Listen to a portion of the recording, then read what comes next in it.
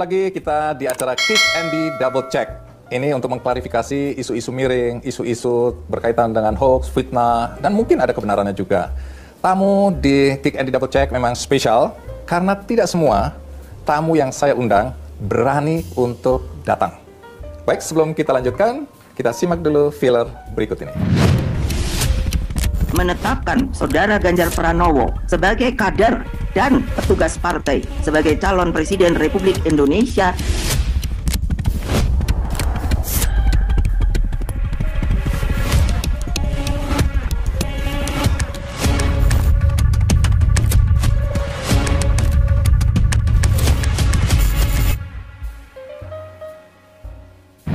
Jadi, tamu kita hari ini spesial Mas Ganjar Pranowo. Mas Ganjar, terima kasih. Sekali lagi saya ulang bahwa tidak semua orang yang saya undang berani datang. Anda kenapa berani? Karena yang undang Mas Andi. Oke, Anda tidak takut? Anda bukan wajah menakutkan. Terima kasih. Nah, Mas Ganjar, saya mengundang Anda karena setelah deklarasi sebagai calon resmi presiden yang diusung oleh PDIP, maka sudah mulai muncul fitnah-fitnah, hoax, serangan-serangan, ya. Dan itu terjadi pada presiden-presiden yang lalu seperti itu, atau calon-calon presiden yang lalu. Anda menyadari nggak bahwa sudah mulai ada serangan-serangan, hoax, fitnah, atau sesuatu yang diungkit-ungkit kembali? Sudah banyak yang memprediksi itu. Kalau saya sudah otomatis. Setidaknya 2 kali saya maju sebagai calon gubernur pun, banyak isu-isu miring keluar. Itu lagi, dan itu lagi. Buat saya itu biasa saja. Hak masyarakat untuk mengekspresikan. Tapi sebenarnya saya mau menyampaikan terima kasih Mas Andi di Double Check ini bisa meng-clearance apa kemudian yang ada. Soal nanti orang setuju atau tidak, kami persilakan.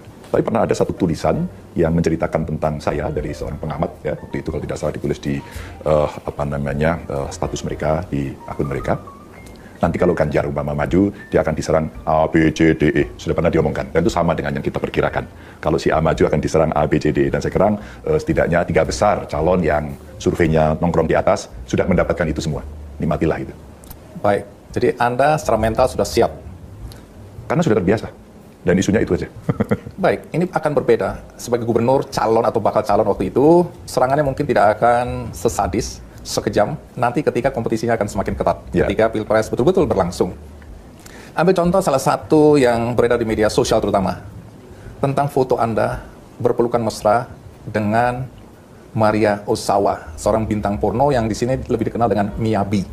Pertanyaan saya sederhana, itu foto di mana itu? Jadi sudah sesadis itu ternyata, ya, sebengis itu ternyata, dan saya dikirimi orang-orang, terus Mas Ganjar sudah lihat ini, ya, tapi ada kok yang membandingkan gitu ya, foto yang lain, jadi hoaxnya sudah mulai disebar. Jadi ternyata orang dalam berpolitik masih menggunakan black campaigns. Kalau sebenarnya orang mau menggunakan negative campaign, saya bisa oke. Apa bedanya black campaign dengan negative campaign? Kalau black campaign lebih pada hoax, kalau negative campaign mungkin Ganjar tidak berhasil dalam sektor A, sektor B, sektor C, itu boleh. Karena data kemudian bisa ditampilkan dengan baik-baik. Tapi kalau black campaign, saya kira sudah mengarah pada hoax dan fitnah. Dan itulah yang sudah kita prediksi, pasti akan melakukan hal-hal yang serupa. Di YouTube juga saya sudah banyak melihat, bahkan jauh sebelum pengumuman oleh Bu Mega ya waktu itu untuk menyatakan saya atau memberitakan saya menjadi calon presiden begitu. Dan itu sudah bermunculan di mana-mana. Jadi saya bilang ya, suatu ketika dengan model demokrasi seperti ini, yang seperti itu memang sulit untuk dihindari gitu. Jadi konsekuensinya harus dihadapi. Harus dihadapi. Baik, tapi Anda kenal Maria Ozawa? Enggak, siapa itu? Oke, jadi Anda tidak kenal ya? Iya. Anda juga tidak pernah nonton videonya? Baik. Tapi yang mengunggah pertama kali ya di akunnya itu menyebutkan, saya kutip persisnya supaya Anda bisa tahu apa yang ingin dia sampaikan. Setelah dia unggah, dia menyebut, yang model begini mau dijadikan presiden, makin hancur Indonesia. Itu kata yang mengunggah pertama kali. Iya. Kan sudah ketahuan siapa yang mengunggah dan kalimatnya seperti itu. Anda akan memperkarakan dia atau membiarkan dia? Saya biarkan saja. Kenapa Anda membiarkan dia? 1, saya tidak kenal orangnya. 2, kelak kemudian itu akan menjadi catatan dari yang lain dan pasti akan ada clearance dari yang lain. Jadi artinya kita bisa kok membawa sebuah perdebatan gagasan yang menarik, yang bikin rakyat antusias daripada sekedar fitnah kemudian yang diberikan. Dan kalau fitnah seperti ini sekali 2 kali mungkin biasa. Teman-teman tim hukum saya juga menyampaikan, Mas Ganjar dibiarkan saja, jangan, biarkan saja. Kalau nanti berulang, saya kira publik sudah mengingatkan, di acara ini juga sudah jelas, pasti itu bukan saya, dan kalau itu diteruskan, mungkin saja orang akan mengambil tindakan yang lain. Tapi buat saya hari ini, biarkan saja. Biarkan saja. Pak Ganjar, saya lihat di beberapa kesempatan, Anda mengatakan kepada para pendukung Anda, ayo kita berkompetisi secara sehat. Ya. Jangan ada fitnah, jangan ada hoax, jangan ada ujaran-ujaran kebencian. Oke, sampai di situ bagus sekali. Ya. Tapi ini kan belum ada perang antara para pendukung. Sampai satu hari kelak, ketika pendukung Anda, bukan Anda, pendukung Anda merasa marah atas serangan-serangan hoax seperti itu, atas fitnah, lain-lain, kemudian mereka akan membalas dengan cara-cara yang sama. Cara-cara yang tidak terpuji, cara-cara yang kotor. Bagaimana Anda bisa memanage kemungkinan-kemungkinan ini agar tidak terjadi? Mas Andi, suatu ketika pernah terjadi. Ketika survei saya memuncaki hampir seluruh survei yang ada pada saat itu. Dan kemudian ada di antara relawan yang kemudian melakukan serangan itu. Bahkan serangan itu tidak pada lawan atau potensial lawan, tapi sudah pada institusi. Dan saya tidak kenal. Repotnya itu. Karena tidak dia kenal pada orang yang melakukannya? Betul, saya tidak kenal. Yang intinya sebenarnya mendukung Anda? Dia pendukung saya. Okay. Dia pendukung saya, pakai nama saya, terus kemudian dia menyerang institusi dan orang. Lalu saya bilang sama kawan-kawan saya yang tiap hari bersama saya katakan tolong dicari orang ini. Dan kemudian tidak terlalu lama ternyata. Mereka punya caranya sendiri untuk bisa mencari dan bertemu. Lalu disampaikan, Mas Ganjar pesannya apa buat dia? Suruh take down seluruhnya, dan sampaikan dia suruh minta maaf. Kalau tidak, bubar saja. Karena itu menjadi sebuah isu yang tidak baik, karena sudah mengandung unsur fitnah. Dan itu tidak boleh. Itulah konsekuensinya, Mas. Dan betul kata Mas Andi tadi, begitu nanti ini sudah menggelinding lama, relatif pengendaliannya tidak akan mudah. Maka dari itulah kemarin, para relawan, terus kemudian dari partai kami bertemu untuk mendialogkan. Apa isunya seperti apa, penjadwalan seperti apa, relasinya seperti apa, agar kemudian kita punya frame, agar tidak offside gitu. Presiden Jokowi, ketika ikut dalam Pilpres pertama maupun yang kedua, itu juga mendapat serangan yang sifatnya fitnah dan kejam. Ya. Antara lain dianggap sebagai anaknya anggota PKI, bahkan Pak Jokowi sendiri ya disebut-sebut sebagai anggota PKI, bahkan ada fotonya ketika Aidit pidato ya. Bagi orang yang punya pendidikan tentu tertawa, tapi bagi masyarakat di desa, masyarakat yang kurang berpendidikan, itu bisa dianggap kebenaran walaupun tidak nyambung. Kemudian Pak Jokowi dibilang anti-Islam, makan babi dan seterusnya dan seterusnya. Pak Jokowi dianggap relatif sukses melalui ujian serangan-serangan seperti itu. Tapi banyak orang meragukan bahwa Anda akan mampu untuk menghadapi serangan yang sekejam itu. Menurut Anda? Ya, belum terjadi. Setidaknya hari ini baru pemanasan. Atau mungkin juga sudah terjadi hari ini. Artinya kalau tadi disebut agak bahasanya serem ya, perang belum dimulai. Sebenarnya bukan perang, itu kompetisi biasa saja, 5 tahunan. Tapi menurut saya sebenarnya sudah terjadi. Kalau saya sudah terjadi, artinya cerita fitnah itu sudah terjadi. Apakah Ganjar kelak bisa melampaui ini? Tentu waktu yang akan menentukan. Tapi buat saya itu sudah terlalu biasa. Jadi ketika orang kemudian gagal menyampaikan sebuah gagasan untuk mengattack atau menegasikan dari pihak lawan, biasanya jualannya kalau tidak fitnah, hoax, biasanya apa? Isu sara. Maka tugas saya sebenarnya adalah mengedukasi sejak dini kepada masyarakat. Yang kedua, kepada keluarga, Mas. Kadang-kadang keluarga lah yang kadang-kadang kaget-kaget begitu. Begitu ada serangan seperti itu, kemudian ini ada apa? Kenapa begini? Kenapa begitu? Kok jahat sekali? Ya, itu yang keluarga lebih bisa siapkan mentalnya. Ya, insya Allah sih hari ini mereka relatif siap. Dalam kasus pengadaan KTP elektronik, Anda menerima 500.000 US dollar. Wow. Jadi kembali ke upaya untuk menyerang Anda dengan kasus-kasus lama. Ya. Dalam beberapa pertanyaan saya sudah tahu bahwa kasus itu jawabannya seperti apa. Tapi ini diangkat kembali. Dan saya nggak tahu seberapa banyak orang yang tahu kasus ini dan tahu akhir dari persoalan ini. Tapi saya akan tanyakan supaya orang menjadi jelas. Dalam kasus pengadaan KTP elektronik, Anda waktu itu di Komisi 2, Betul. Anggota DPR RI. Nah, kemudian muncullah kasus yang merugikan Indonesia, artinya negara, sampai 2, sekian triliun. Ya. Dan belakangan usut punya usut, pelakunya masuk penjara, tapi terus bergulir. Bahkan sampai di tahun 2017 masih bergulir. Dan salah satu pengakuan saksi, yaitu bendahara Partai Demokrat, Nasaruddin, yang di dalam pengadilan tipikor menyebut nama Anda sebagai anggota DPR dari sekian anggota DPR yang menerima imbalan dari kasus korupsi ini. Bahkan angka yang disebutkan, itu jelas sekali Anda menerima 500.000 US dollar. Wow. Sampai di sini apa penjelasan Anda yang bisa meyakinkan siapapun yang hari ini percaya bahwa Anda menerima uang itu? Saya tidak menerima uang itu. Persidangannya saya ikuti dan saya menjadi saksi berkali-kali. Orang kalau tidak korupsi itu, Mas, menghadapi apapun tegar. Dan saya orang yang pada saat diperiksa ada cross check, double check kayak KKMB. Dan itu dilakukan oleh Pak Novel Baswedan. Jadi pada saat saya diperiksa, Pak Ganjar saya konfrontir ya. Dengan siapa? Saya pikir dengan Nasaruddin. Ternyata bukan. Ternyata dengan Bu Miriam Yani. Dan pada saat itulah kemudian disampaikan dengan kalimat pembuka oleh Pak Novel begini. Bu Yani, nggak usah lama-lama, Pak Ganjar sudah ngaku semuanya. Kaget saya. Sebelum jawab langsung saya insepsi lebih dulu. Bu Yani, bongkar saja semua yang ada di situ dan sama-sama kita akan cerita. Mungkin Anda perlu jelaskan Bu Yani ini siapa? Miriam Yani itu salah satu anggota DPR juga yang waktu itu di Komisi 2. Yang kemudian beliau menghadapi kasus ini juga, terus kemudian divonis. Nah, setelah itu dari cerita yang pernah disampaikan kepada saya dari KPK bahwa Bu Miriam Yani itu menurut KPK pembagi uangnya. Dan yang menarik, sayang saat itu tidak dimasukkan dalam berita acara. Apa itu? Bu Miriani mengatakan, Pak Novel, Pak Ganjar tidak pernah menerima itu. Dan saya sudah di BAP 4 kali. Dan ternyata, kelak kemudian, ada orang yang mengirimkan kepada saya tertutup tanpa alamat, maksudnya tanpa nama pengirim, yang isinya adalah BAP itu. Yang dibagikan kepada siapa, kepada siapa, kepada siapa. Setiap masuk ke nama saya, selalu ada kalimat, anak kalimatnya. Ganjar saya bagikan segini, dikembalikan kepada saya serahkan kepada si X. Selalu dalam semua berita acaranya. Tentu ceritanya tidak seperti itu. Saya tidak pernah mau menerima memang dari awal. Kedua, saya mengikuti berita seluruh persidangan. Pada saat Pak Nazarudin diperiksa waktu itu, beliau sampaikan, Ganjar menerima 5.000 tadi ya? 500.000. Sorry, 500.000 US dollar. Anda melihat sendiri, ya. Begitu. Itu bahasanya dia. Ya. Tapi katanya dia menolak. Ya, dia menolak karena kurang katanya begitu. Dan kemudian audiens tertawa. Mas Andi, Masya Allah, pada saat suara itu terjadi, rasanya saya ingin diundang untuk hadir bersama dia. Karena pasti fakta, data tidak bisa dipungkiri. Ada waktu, ada saksi. Pada saat persidangan berikutnya, terjadilah saksi bareng-bareng. Tapi saya tidak ikut. Ada Pak Nazar dan ada anggota DPR RI yang lain menjadi saksi bareng.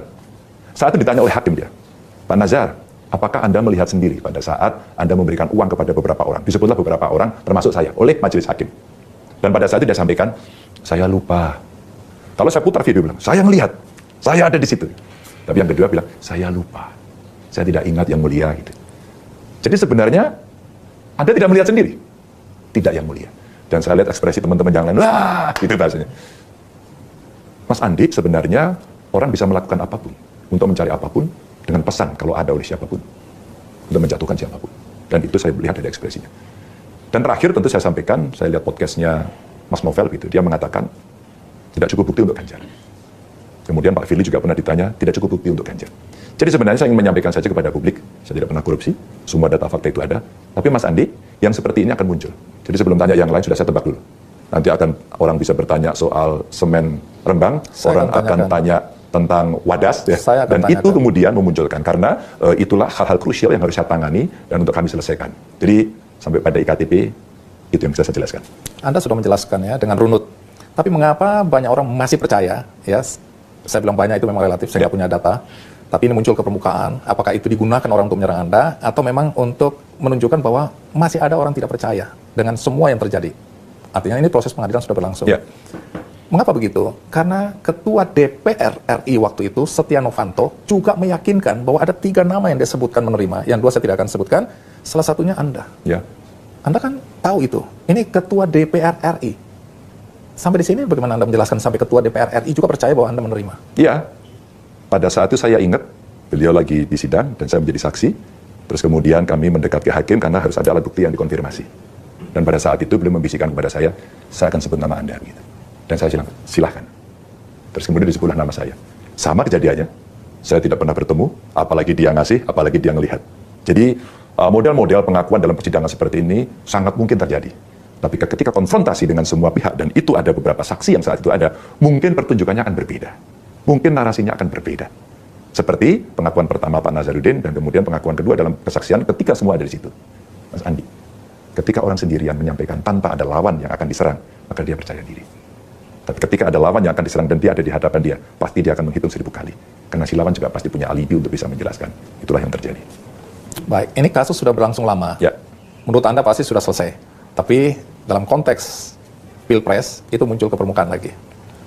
Tapi kalau boleh Anda bisa simpulkan atau tidak, apa motif dari orang-orang yang menyerang Anda bahwa Anda menerima? Apa tujuan utama? Anda kan waktu itu anggota DPR juga. Artinya kolega mereka juga. Jadi nggak ada kepentingan menyerang Anda sebenarnya, karena Anda bukan calon presiden waktu itu. Motifnya apa kalau Anda bisa menyimpulkan? Sebenarnya semua motifnya hanya satu saja, downgrade. Downgrade Anda? Ya. Urusan apa? Anda kan bukan orang penting-penting amat hari itu. Ya, hari itu lumayan penting lah, Mas. Apa pentingnya Anda hari itu? Saya anggota DPR kok. Mereka juga anggota DPR. Saya running gubernur kok. Dan saya running gubernur yang kedua. Dan 2 kali running gubernur isunya sama. Bahkan pernah running gubernur saya yang kedua itu muncul di satu headline orang yang ada di Jawa Tengah. Saya telepon dia dari mana, siapa yang suruh, dan ketahuan.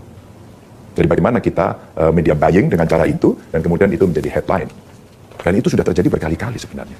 Jadi menurut saya, motifnya mendowngrade Anda. Betul. Dalam konteks ada kompetisi untuk pimpinan di Jawa Tengah. Mas, semua isu ini munculnya selalu menjelang pemilihan. Di tengah-tengah situasi yang normal, ini tidak pernah muncul. Jadi sebenarnya sesuatu yang sangat predictable buat kami. Oke. Bahwa bagaimana bisa memilih presiden seperti ini yang tidak pro lingkungan, kemudian tidak pro rakyat, lebih pro pada pemodal. Ya. Dipersembahkan oleh, didukung oleh, dipersembahkan oleh, didukung oleh. Kalau kemudian isu ini muncul, dan Anda tahu ada orangnya yang mengangkat isu ini, lagi-lagi saya harus bertanya, Ya. bagaimana sikap Anda? Apakah Anda akan memperkarakan dia ke jalur hukum atau mendiamkan? Ya. Ketika kemudian ini perlu diedukasi kepada publik, ya saya suruh nonton acara ini aja. Apa di acara ini, apa manfaatnya dia nonton? Apa yang Anda mau sampaikan? Pasti masyarakat akan mendapatkan penjelasan dan dia bisa, sekali lagi, mereka sendiri bisa dapat teks. Maka saya kasih tadi beberapa evidence. Umpama pengakuan si A pada saat ini, pengakuan pada sidang berikutnya, maka kemudian orang bisa mengkompilasi. Agar mereka juga mau belajar dan melihat pada kondisi itu. Itu sebenarnya yang kita pakai untuk memberikan kepada masyarakat agar mereka juga hati-hati pada soal itu. Nah, Anda sudah menyebutkan tadi ya, soal kasus-kasus yang pasti akan diangkat kembali, dan memang sudah terjadi. Dan sudah diangkat. Sudah diangkat. Akan makin lama makin banyak atau makin keras. Soal dosa-dosa Anda. Saya kira berkait dengan beberapa kasus yang berkait dengan saya atau saya yang menghadapi atau saya menangani, pasti itu akan muncul. Dan terus saja akan diproduksi, dan bumbunya akan lebih banyak. Micingnya banyak, cabenya lebih banyak lagi, garamnya lebih banyak, sehingga rasanya lebih ramai begitu ya. Itu pasti akan muncul. Dan tentu saja pada kesempatan itu, sekali dua kali dari beberapa interview saya, sebenarnya sekarang sudah ada. Maka beberapa kawan yang mengikuti ini, saya juga surprise karena ada kelompok masyarakat yang mengikuti ini. Dan ternyata ketika ini mengatakan A, ditampilkan B. Mereka mengatakan C, ditampilkan D. Selalu ada yang dikomparasikan, sehingga masyarakat bisa tahu apa sebenarnya yang terjadi begitu. Ya, apapun kita juga harus siap dalam konteks medianya nanti ya. Dan rata-rata Mas yang seperti ini dalam konteks media mainstream tidak muncul. Yang muncul di media sosial. Karena media sosial kita tidak perlu punya izin-izin, kita tidak perlu terikat pada kode etik, kita tidak perlu punya sertifikat, kita tidak perlu menjadi jurnalis yang harus melalui pendidikan yang panjang. Dan terikat pada kode etik tadi. Kode etik betul. Tapi saya akan tetap tanyakan. Silakan. Karena tidak semua masyarakat mendapatkan informasi dan memahami duduk persoalan. Ini soal dukungan Anda untuk berdirinya sebuah pabrik semen. Yang oleh masyarakat ditentang. Karena dianggap akan merusak lingkungan. Betul. Ya, ini dalam konteks di Pegunungan Kendeng itu ya. Ya, semen Rembang. Di Rembang. Ya. Orang kemudian menyimpulkan bahwa bagaimana bisa memilih presiden seperti ini yang tidak pro lingkungan. Itu yang pertama. Kemudian tidak pro rakyat, lebih pro pada pemodal. Bagaimana Anda menjelaskan? Kalau kasusnya nanti biar orang-orang baca atau melihat sendiri, tapi dalam hal ini Anda dituduh tidak pro lingkungan dan lebih pro pada pemodal daripada rakyat. Karena rakyat merasa dirugikan. Bagaimana Anda menjelaskan? Sebenarnya saya ingin menyampaikan keputusan saya ketika menolak beberapa tambang. Menarik nggak ya? Oke, Anda pernah melakukannya? Oh iya. Bisa jelaskan di mana itu? Semen Gombong. Oke, alasannya waktu itu? Waktu itu semen ini pernah lama sekali izinnya nggak keluar-keluar. Memang dari sisi aspek lingkungan dan sebagainya tidak memenuhi. Maka kemudian panjang sekali bertahun-tahun. Pemiliknya datang kepada saya dan saya sampaikan, coba izinnya Anda perbaiki lagi. Apakah sesuai dengan penilaian kami? Ternyata hasilnya tidak, maka kami putuskan kita tolak. Tidak ada yang memberitakan dan meributkan ini? Tidak menarik. Oke. Maka dalam acara Kikan di Double Check ini tak ceritakan. Ada tambang emas di Wonogiri. Tambang emas di Wonogiri ini menurut saya dari hasil penilaian lingkungan juga ini tidak layak, Pak. Kemudian akhirnya kami tolak. Dan kami didatangi, ditelepon oleh pejabat, oleh teman saya. Dia datang bahwa, Mas Ganjar jangan menolak mendadak. Oh tidak, kalian berproses. Pada proses itu, hasil akhirnya kami putuskan.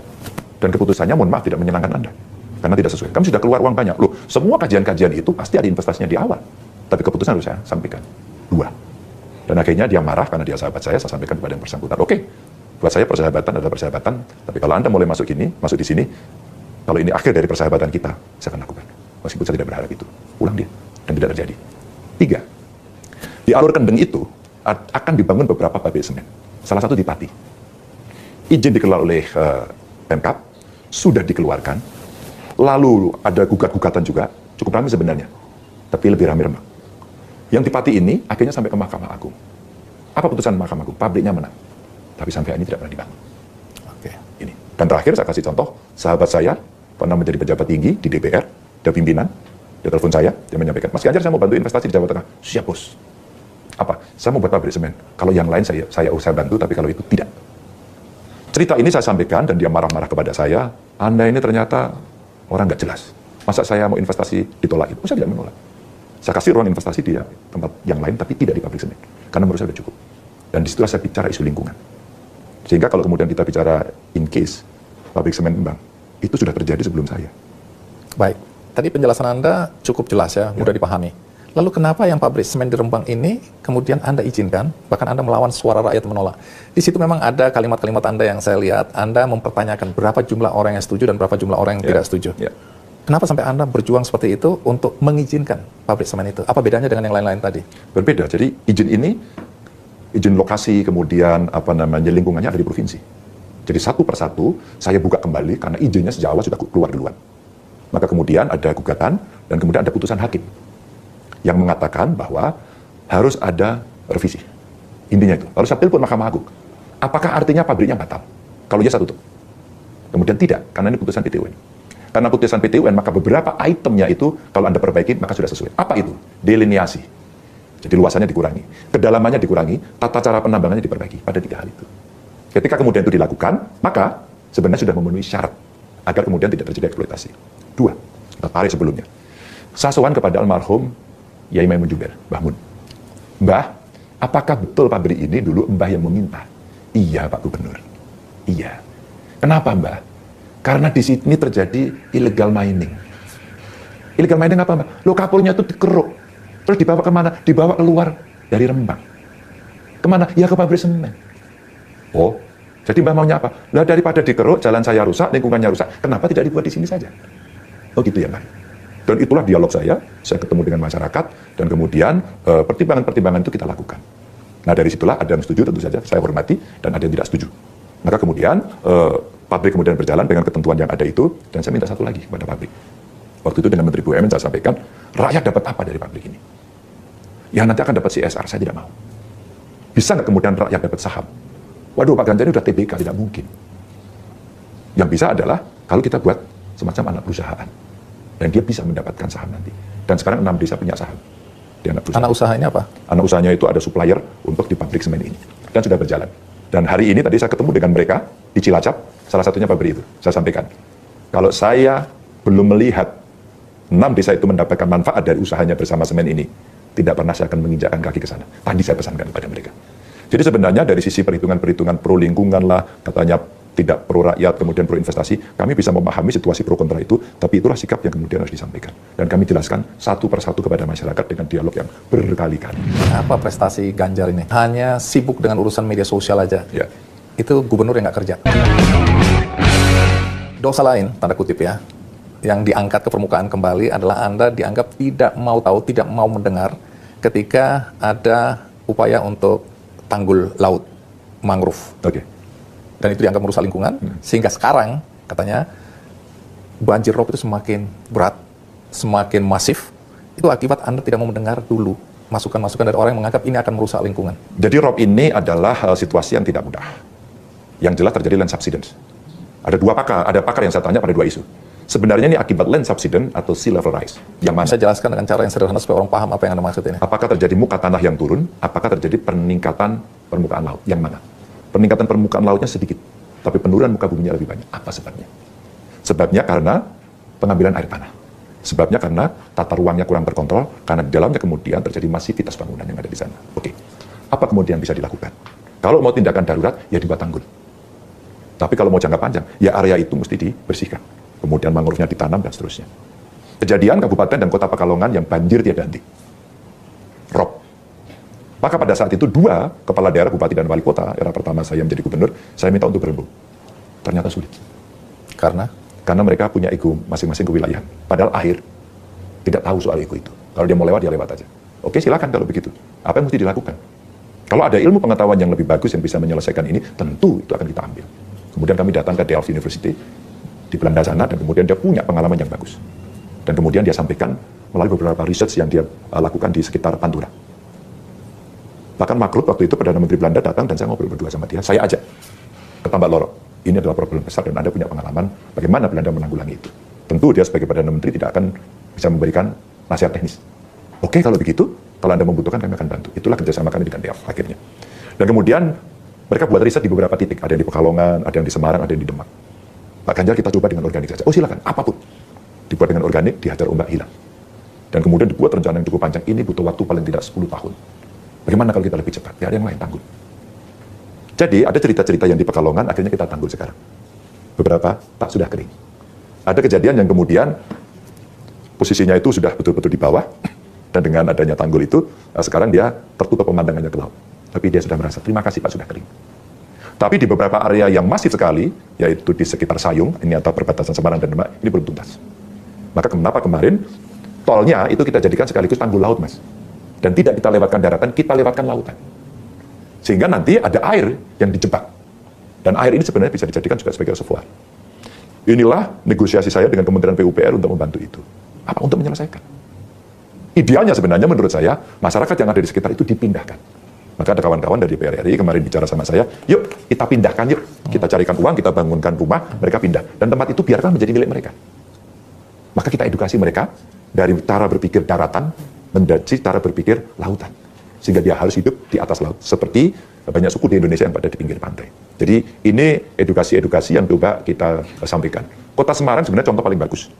Dia dengan segala teknologinya dipakai, ya, dan kemudian beberapa titik itu dilakukan perbaikan dengan menggunakan tanggul, ada yang menggunakan pompa atau polder, ada yang menggunakan waduk-waduk kecil, dipakai sebagai tempat penampungan.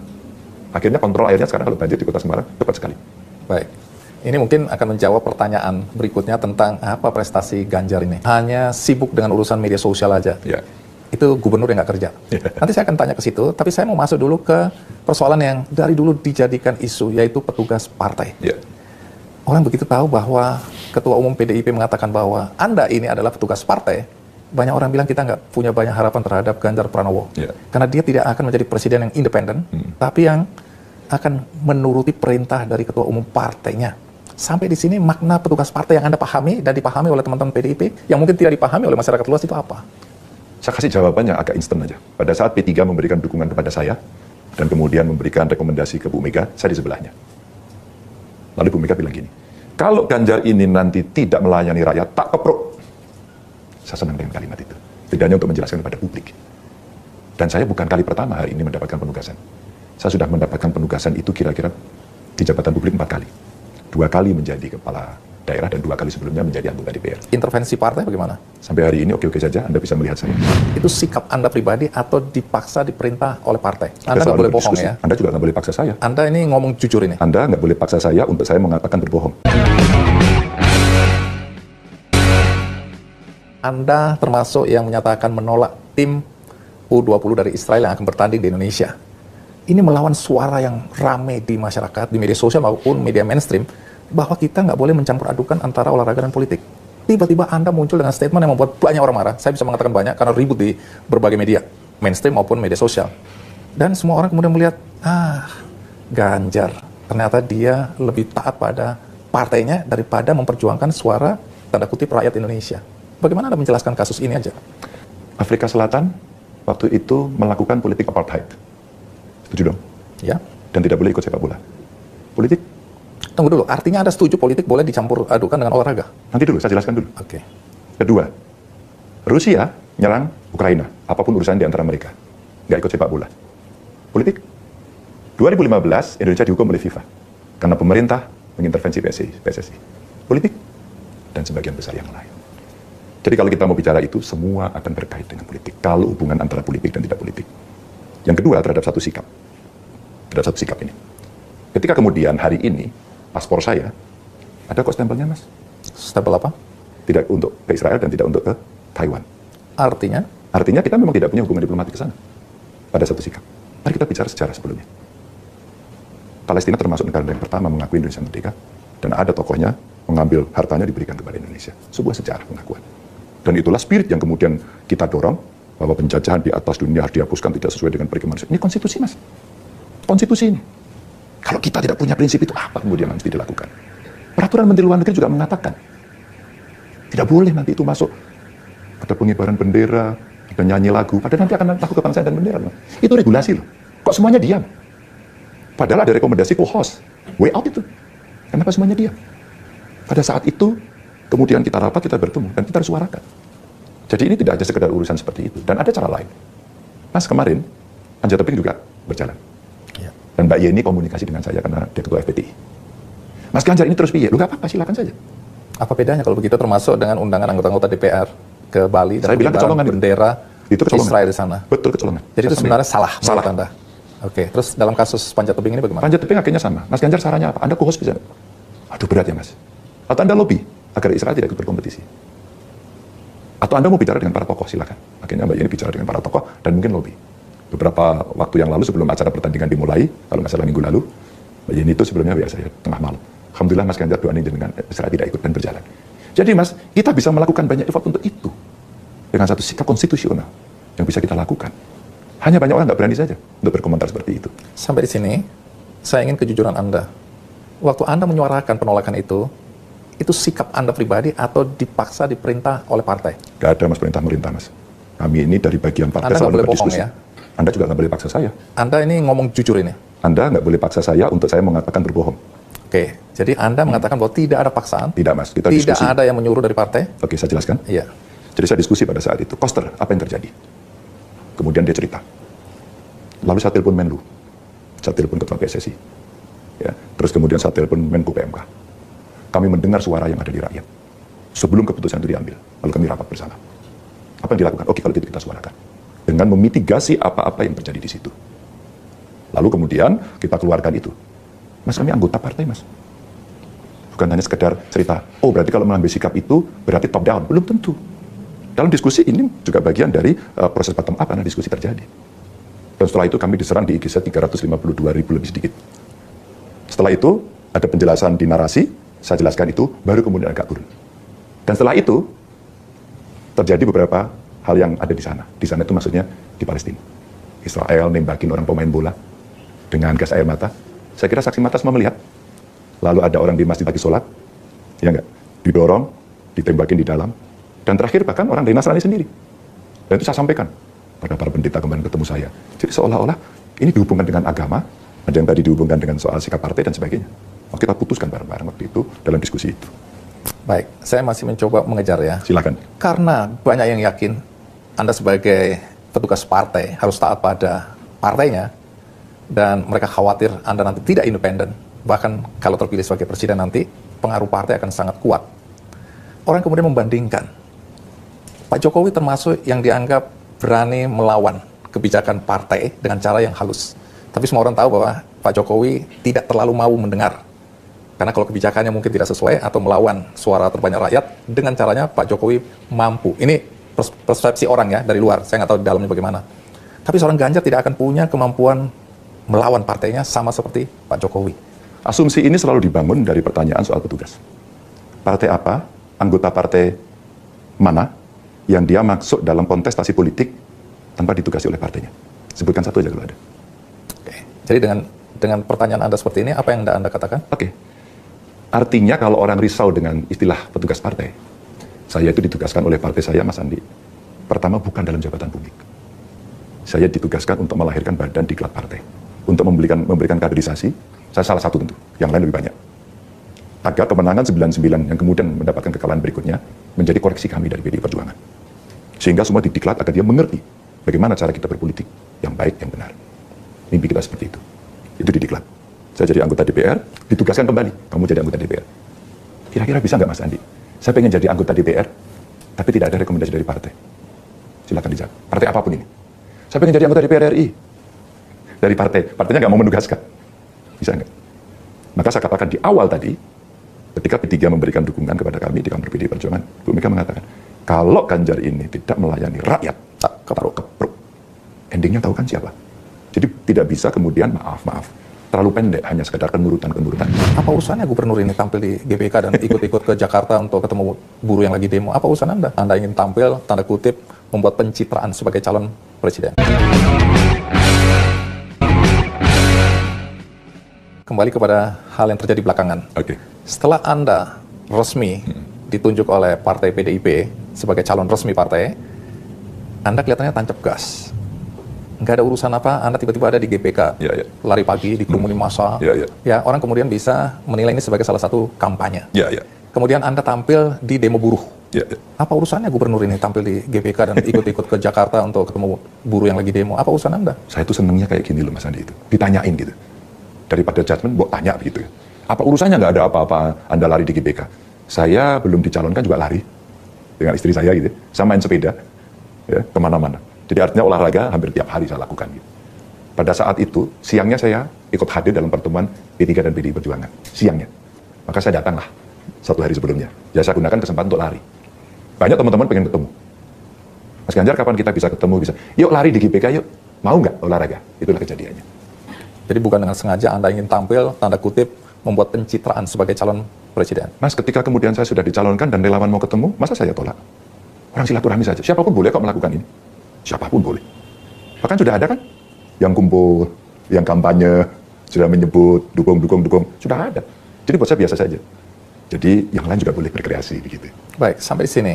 Ini olahraga. Ya. Yang buruh apa urusannya? Ini lebih menarik lagi. Jadi saya diundang di acara buruh. Sebagai? Saya tidak tahu. Kan Anda harus cari tahu kenapa Anda diundang. Maka saya tidak datang. Oke. Saya tidak datang. Lalu kawan-kawan buruh membuat acara May Day pada saat itu. Mas Ganjar nggak bisa datang. Saya datang sebagai apa coba? Sebagai gubernur acaramu di Jakarta, nggak bisa saya. Sebagai capres Anda ini buruh. Kecuali partai buruh ingin mendeklarasikan itu urusan Anda. Gitu. Lalu apa yang terjadi? Maaf, saya tidak bisa datang. Selamat Hari Buruh. Saya sampaikan begitu. Mas Ganjar di mana? Saya di kantor perwakilan. Boleh nggak kami ke rumah? Boleh. Kalau ke rumah kan namanya mau ke rumah, masa nggak boleh? Ke rumahlah, mereka datang bareng-bareng, dan kemudian tertutup, kita diskusi. Sebenarnya tertutupnya nggak rahasia. Mas Ganjar, kira-kira kemudian bagaimana politik perburuan? Diskusilah kami. Mulai politik upah, hubungan industrial, bagaimana kemudian antara investasi dan kesiapan SDM, kinerja buruh itu sendiri, bahkan hak organisasi dari buruh sebagai hak untuk berhimpun. Kita diskusikan panjang. Nah, setelah selesai saya tinggal sholat maghrib. Setelah saya sholat maghrib, setelah saya ketuk, Pak, Bapak masih ditunggu orang. Lu di mana? Di bawah, Pak. Lu tadi udah datang, udah ngobrol sama saya. Ini ada orang yang datang pengen foto, pengen salaman. Ya cuma foto salaman aja, masa nggak boleh Thomas gitu. Akhirnya saya keluar, ya udah foto. Terus mereka teriak, nggak usah teriak-teriak, ini udah maghrib, sudah. Nanti mengganggu tetangga kiri kanan begitu. Saya sampaikan semua terbuka. Itu cara saya juga mengedukasi semuanya. Soal akhirnya buruh mendukung Anda sebagai calon presiden. Dan orang kemudian bilang ini sebuah rekayasa. Ya. Apa tanggapan Anda? Semua akan mencurigai hal yang terkait itu rekayasa. Bahkan saya lari di GBK saja, ini sudah settingan. Itu bukan settingan, itu memang janjian. Halo, saya mau lari di GBK, kalau mau ketemu bareng-bareng di situ, siapa mau olahraga kita ketemu. Mas nanti bisa foto nggak? Boleh. Diumumkan sama mereka. Ya kita ketemu lah. Ketemu asik-asik saja. Ada yang menamakan Ganjaris, Ganjarian, Dulur Ganjar, macam-macam semuanya ketemu. Senang dong Mas. Ketemu dengan pendukungnya. Jadi artinya ya sudah kita ketemu bareng-bareng. Jadi apa hubungannya? Sebenarnya saya tahu diri kok Mas. Itu harinya apa? Itu bukan hari kerja gitu. Jadi saya harus tahu diri bahwa ini hari-hari yang saya gunakan hari libur saya sebenarnya. Ini akan saya tanyakan berikutnya. Ya. Karena tuduhan berikutnya kan adalah korupsi waktu. Ya. Ganjar itu kan masih gubernur. Iya. Kalau dia kampanye, itu berarti dia korupsi waktu. Harusnya dia fokus mikirin tugas utama dia. Ya. Sampai di sini bagaimana Anda bisa menjaga agar Anda tidak kemudian terbukti mencuri waktu Anda sebagai gubernur untuk dimanfaatkan sebagai calon presiden berkampanye? Hari ini jam kerja. Hari ini saya datang ke Banyumas untuk mempromo UMKM Jawa Tengah. Setidaknya 10 tahun saya membawa UMKM Jawa Tengah. Dan tadi ditunjukkan, sudah ada ekspor ke Perancis, ke Jepang, ya, tadi ke Amerika, Belgia, ke Arab Saudi, ke Belgia. Kami tunjukkan.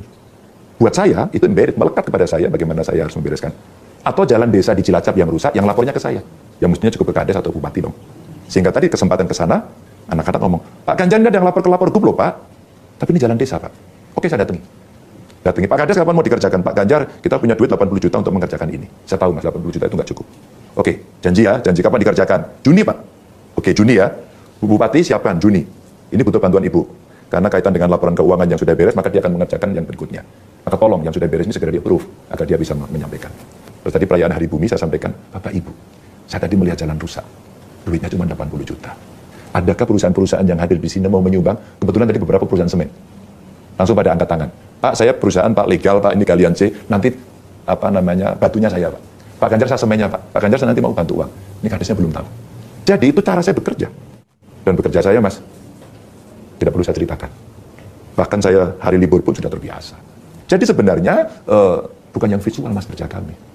Kalau yang di medsos kami itu kami hanya menunjukkan saja kegiatan saya apa saja sih. Gitu. Bahwa itu orang melihat pencitraan boleh.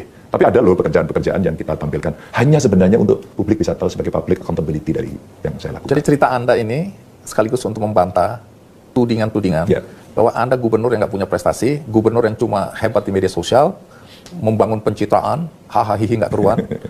Jadi kalau sampai di sini itu tadi sudah ada Anda jelaskan ya apa yang Anda lakukan sebagai gubernur. Tapi sekarang kalau bisa disimpulkan, prestasi Ganjar itu apa sih sebenarnya selama dia jadi gubernur 10 tahun? Silakan lihat di Google. Kalau saya cerita sendiri kok narsis, nggak bagus lah Mas. Oke, jawaban Anda itu ya. Ini pertanyaan terakhir Mas Ganjar. Jadi siapa calon wakil presiden yang ideal menurut Anda? Andi Noya sebenarnya ya. Bagus juga sih. sebenarnya ya. Tapi kalau nggak usah nyebut nama kalau gitu, kriteria yang ideal, ya ini belum tentu direstui partai ya, atau belum tentu ada koalisi yang sama. Tapi menurut Anda yang ideal, orang yang ideal mendampingi Anda itu seperti apa kriterianya? Yang utama satu visi, satu nilai. Oke. Karena kalau tidak, potensinya adalah konflik. Orang kemudian khawatir, Anda kan gubernur, didukung oleh fasilitas sebagai penjabat gubernur. Ketika Anda kampanye nanti sebagai calon presiden, bagaimana kemudian orang bisa meyakini bahwa Anda tidak memanfaatkan jabatan Anda dan fasilitas yang diberikan kepada Anda sebagai penjabat gubernur? Sampai di mana Anda bisa meyakinkan rakyat bahwa Anda tidak akan memanfaatkan fasilitas sebagai gubernur? Kampanye masih lama, Mas. Itu November nanti kan? Desember ya malah ya. Dan saya sudah selesai tanggal 5 September. Jadi saya tidak bisa memanfaatkan apapun. Kalau sekarang? Kalau sekarang saya tahu diri. Maka kemudian setiap kali kami pergi ke tempat di luar ya, di luar Jawa Tengah ya, di luar Jawa Tengah, dan kami harus bertemu dengan mereka-mereka, ya kami gunakan fasilitas yang pribadi sifatnya. Baik, terima kasih Mas Sama-sama. Ganjar sudah hadir di acara Kick and Double Check. Saya hargai itu. Itu tadi wawancara dengan Ganjar Pranowo yang menjadi calon presiden untuk tahun yang akan datang. Semoga pembicaraan ini bermanfaat bagi kita semua. Sampai jumpa.